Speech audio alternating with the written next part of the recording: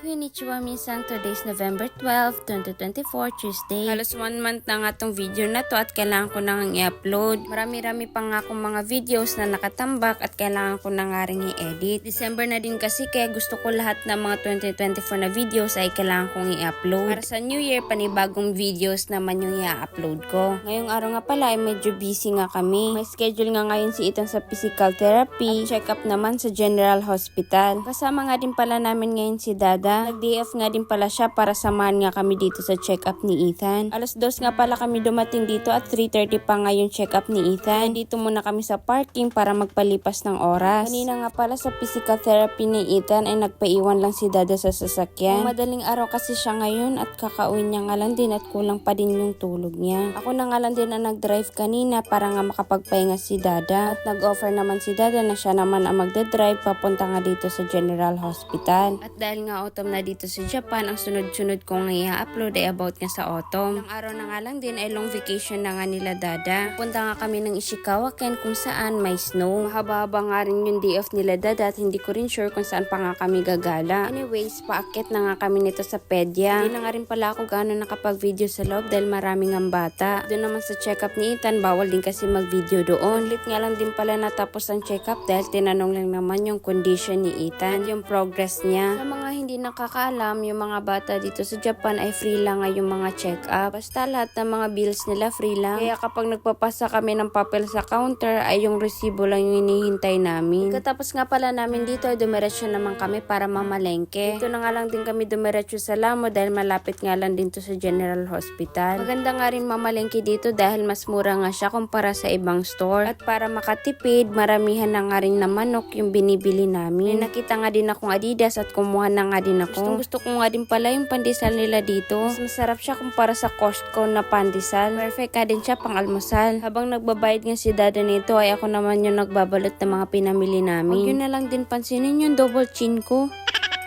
Para nga din pala makatipid kami ay bumibili na nga ako ng 1 galon na detergent sa Amazon. Ganda nga rin pala tong detergent na to dahil pwede mo lang isampay din yung damit mo sa loob ng bahay at hindi nga mangangamoy. Mahirapan na rin kasi sa pagpapatuyo dahil nga winter na. Kailangan ko pa nga isampay ng 2 days yung mga damit bago nga siya matuyo. Ayoko pa naman nagtutupi ng basa na damit. Pinakain ko nga rin pala si Ethan at ang pagkain niya nga ngayon ay rice at salmon. Hindi nga rin pala siya nakakatulog pag wala siya natatandayan. Don't forget to follow our page.